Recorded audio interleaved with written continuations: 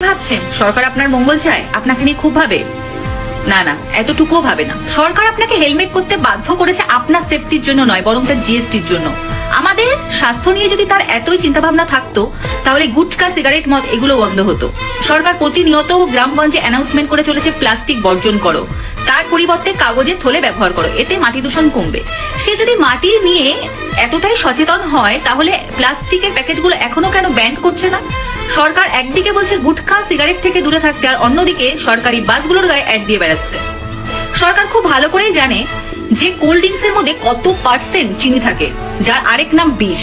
তা সত্ত্বেও কেন সেই কোল্ড ড্রিঙ্কস বাচ্চাদের জন্য ব্যান করা হচ্ছে না? কেন? জিএসটি আসবে বলে? সরকার যদি সত্যি জনগণের মঙ্গল চাইতো, তাহলে সবার আগে মাই ড্রিম 11 এর মতো ব্যাটিং অ্যাপগুলো ব্যান করা হতো। সরকার যদি সত্যি আপনার সন্তান নিয়ে সচেতন থাকতো, তাহলে সবার আগে পাবজির মতো বা ফ্রি ফায়ারের মতো এফেক্টেড যে গেমগুলো